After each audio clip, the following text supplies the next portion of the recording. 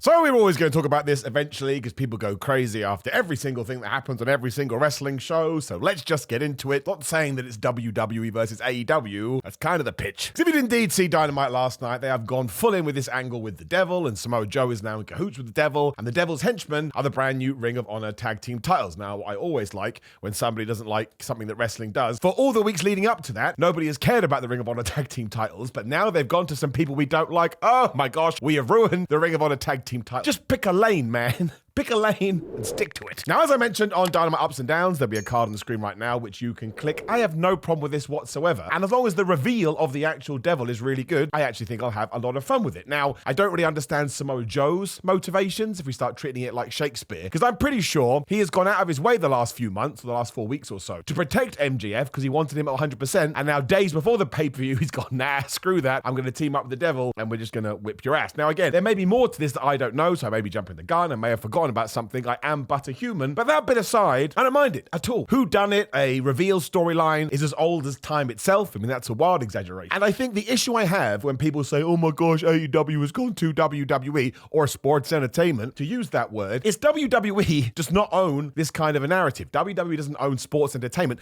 They came up with the word, but you can go back to Mid-South or Florida Championship Wrestling and you will still find stories like this going on. I mean, the one that people keep comparing it to is the Black Scorpion. Now, that one is bad. I don't think that's fair. I think the Devil is far more better than that. But again, the Black Scorpion would have been fine if we had known who the Black Scorpion was meant to be. Ole Anderson didn't know who it was meant to be, and he probably woke up every single day going, damn it, I really should have planned this before I started doing it. But that is what I wanted to address the most, because of course you want AEW to be an alternative to WWE, but that doesn't mean that we can't do things that are just basic stories. That's all this is. A masked man is running around, and he's taking out our babyface champion, who's probably going to lose his title, and then the Devil's going to reveal himself and be like, ha ha ha, and eventually MJF will get his revenge. That's it. Now, it doesn't mean you have to like it. It doesn't have to be your type of professional wrestling. But it's not a WWE thing, as far as I'm concerned. WWE popularized it, and I suppose if you want to break it down, AEW is more match heavy, whereas WWE is more that kind of heavy, whatever the hell you want to call it. But I think both promotions should be borrowed from the other. So otherwise, you're never going to get a good wrestling television show. Now, actually, referring to the episode of Dynamite last night, one of the reasons I spoke of it so highly is because it gave me my sports and it gave me my entertainment. Because the Continental Classic stuff is just absolutely brilliant. Again, that is like watching the Premier League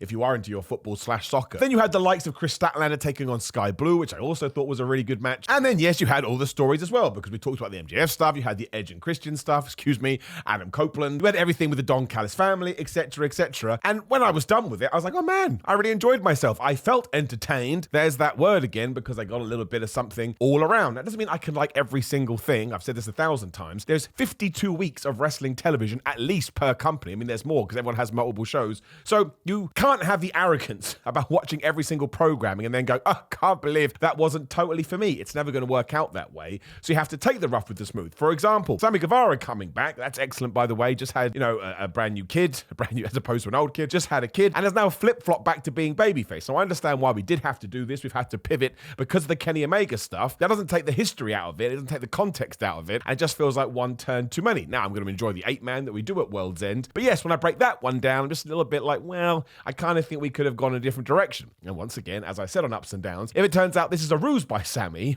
and he then goes back to being a heel, that's just way too crazy, and we've done it too many times. But that's all right. I take that story and I put it over there, and I just go and enjoy something else. Especially because we did have these two, the finals of the Gold League and the Blue League. Like the C2 to me is something that AEW should double down on. Like you can't do it more than once a year because you want to build anticipation and you want to turn it into a tradition. But I think come, October, maybe early November. No, actually October's far better. We should start having people saying they're declaring for the C2. We should make sure we do brackets. We should tie storylines into it. And I think it's been fantastic. And the fact that the finals are going to be Eddie Kingston versus Jon Moxley, well, that just makes all the sense in the world. So once again, tying it into the pay-per-view that we're getting on Saturday, I know I'm going to get a great match there, but I also know I'm going to get MJF versus Samoa Joe, which is a complete story match. That doesn't mean you go, oh, it's so WWE. No, it's probably just because you were brought up on WWE. And once again, there's no right or wrong with that, but they were a monopoly, basically, when it comes to mainstream wrestling for 20 years. So if you don't know anything else, I understand why that you would use that term. But it's like when Claudio Castagnoli Castagnoli said this recently, and I totally agree with him. When Claudio Castagnoli joins AEW from WWE as Cesaro, people are so quick to go, oh man, he's an ex-WWE guy. He's just somebody trying to make a living. And at one point, if you wanted to earn proper money in wrestling, yes, you went to WWE, but now there's more options. He thought this was better for him and his family, so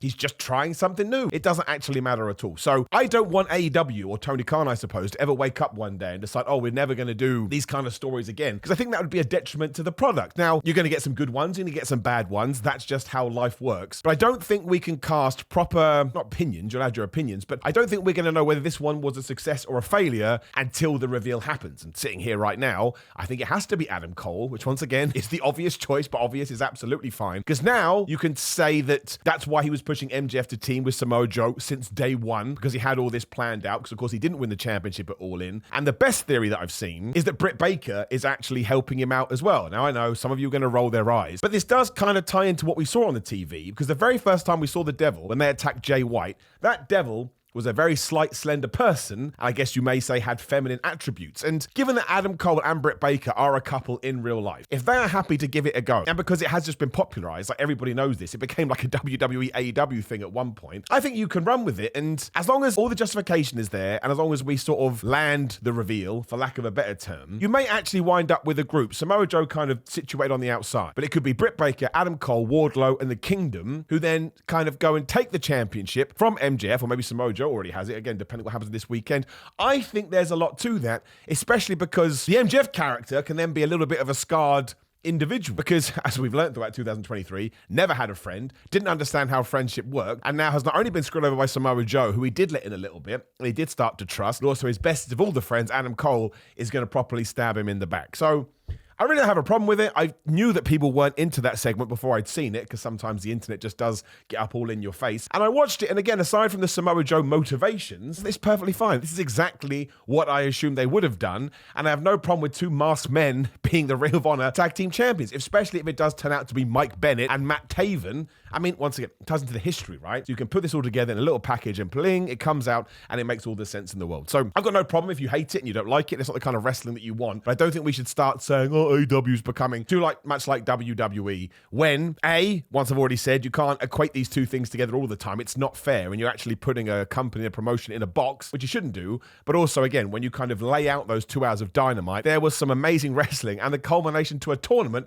where we've got loads of people over, and we're now going to do Moxley versus Eddie Kingston, which is not only going to be a great match technically, but the emotion in it is going to be off the charts. And that's why I watch pro wrestling. And also, Eddie Kingston cut that promo on Dynamite, and I just believed every single word that he said, because as we know, Eddie Kingston does not know that wrestling is a work. So I actually think we're all really lucky as wrestling fans at the moment, because I think WWE is just on fire. This is the best year they've had in ages. And I think the last 6 months especially, AEW has found their feet as well. And that kind of equates to the attendances that we're seeing too. Like WWE just sold out Madison Square Garden, tells you all you need to know. And that Dynamite from 24 hours ago had over 5,000 people in the building. Now there's this crowd these days that like to act like 5,000 people in a building is crap, but I'm just going to tell you that is a dumb, stupid thing to say, and you're not allowed to say it in my presence. You're just not. If the quote-unquote number 2 company can start selling 5,000 tickets sort of week to week, everyone is doing very well. And I really do think this is going to tie over into 2024, which could be one of the best years for wrestling ever when you look at it from a sort of total picture, whatever the right word would be, because not only do we have these two companies go at it, we know that TNA is going to become TNA, and they've apparently got loads of money to invest, and that's always going to help. And Tanahashi is now the president of New Japan. And I'm sorry, but Tanahashi is a damn hero. So yes, color me pumped, color me positive, color me excited, but that is how I feel, and I'm not doing it anymore. I'm not standing it for anymore. AEW is allowed to have WWE elements, if we're going to call it that. WWE is allowed to have AEW elements. Just put on the best show that you possibly can, and as always, you as the fan, you can take it, you can leave it, you can flick it over there, you can ignore it. It's your entertainment dollars, and you spend them however you see fit. Now, of course, please do like the video, share the video, and subscribe to the bell ding ding, so that video's going live. There will be a video on the screen. Most importantly, click that's what YouTube loves the most. Otherwise, if you are into fitness stuff, again, I like to push this as hard as I can because I actually believe in these supplements. It's grillamine.com/Simon. Use code Simon to get 10% off. On Patreon at patreon.com/Simon316. On Instagram and Twitter at Simon316. TikTok Simon J Miller. Merchandise on the screen right now. That's Pro Wrestling Tees and Samson Athletics.